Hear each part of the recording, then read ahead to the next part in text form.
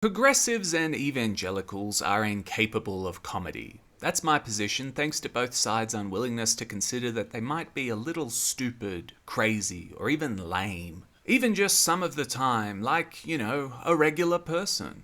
You can't make a joke which could appeal outside of your echo chamber if you believe you're a prophet with a holy mission to save sinners. The fact that one religion is materialist and the other transcendent is neither here nor there. The other reason why these groups don't seem to ever make anything funny is because they are hateful towards anyone who isn't in their group. The recent failure of Max's Velma is a fine example of this. There are no broad strokes of humanistic love on display which could enable you to laugh with those who aren't like you. Instead, everything is about homogeneity and being part of the righteous clique. Now, okay, why the preamble? Well, in a truly creative miracle, we've got a show which breaks free from those oppressive strictures without losing its political stance. English Teacher, a new FX comedy from Brian Jordan Alvarez, is fantastic. I haven't laughed this hard in a long time, and what makes it so good is it achieves the seemingly impossible of being progressive to the nth degree while still being accessible. We have openly gay men and drag queens in the first 2 episodes, yet it never feels like a show that wants to preach.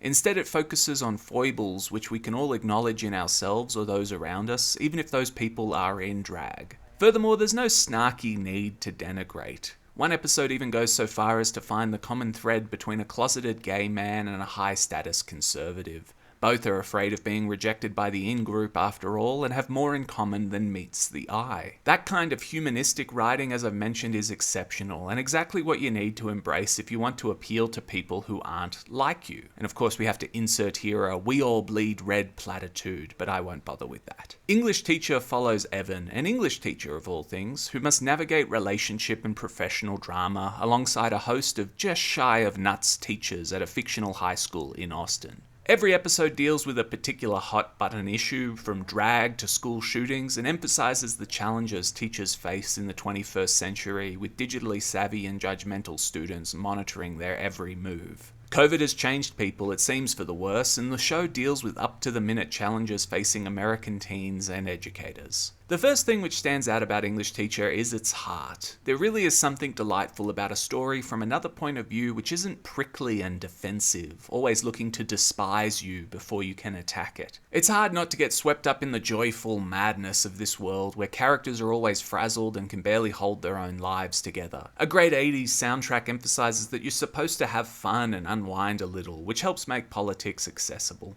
Furthermore, it's very hard not to identify with Evan. You don't have to be gay to know what it's like to question your choices in life and to desire to make a difference in what seems to be meaningless, busy work. This is honest writing which transcends race, gender, and so forth. Additionally, the acting is on point. Every actor is funny in their own way, from neurotic and cerebral to asinine and cringe-inducing. Even the student actors deliver the goods with their own unique cadence. It's richly textured stuff that makes the world feel authentic. My personal favourite out of the lot is Enrico Colantoni, though. I think he's an absolute talent who can do anything if given the chance. And in English Teacher, his work as a principal on the cusp of a nervous breakdown was fantastic fun and had me laughing with every episode. If you haven't already, then do check out the horror film Humane, which was released earlier this year and is directed by Caitlin Cronenberg. A simple contrast between that and his work in English Teacher is enough to prove the point that he's got the goods. Secondly, the show is well made. While there is nothing special about the direction, everything is structured appropriately for the sitcom style that they're embracing. Where English Teacher shines is the writing, as I've already touched on. Quip after quip is rattled off by the actors, and episode-long gags will keep you bopping along and having a good time. The one weakness, in my opinion, is a stubborn adherence to realism. Characters will speak like, I just don't know if I can really keep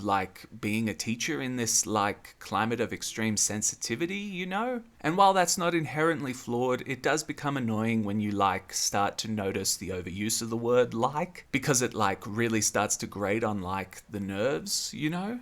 But that's a minor quibble because it's in keeping with the show's approach to being realistic while still heightened for the sake of a good laugh. The only other issue I have with English Teacher is that it doesn't seem to have a series-long arc. Thus far it has meandered, which isn't a problem for me on an episode-by-episode basis, but I do think there should be a goal that we're moving towards. Something substantial for our lead character to contend with, which frames the overall story. But the show isn't over yet, so we may see various strands come together in the end. Either way, I really enjoy English Teacher and think you should give it a go if you've got the free time. Yes, it's a progressive show and isn't shy about its worldview, so if you're very politically motivated, then you will absolutely hate it. But that doesn't mean the writers are oblivious to what it means to be a human being, and so far they've shown a sensitivity and wit which can appeal to both sides of the aisle.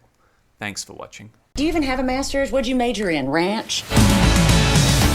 This job is important to me. I like watching young kids bloom and grow. Don't say that. It sounds creepy. Becca, go sit next to Tiffany.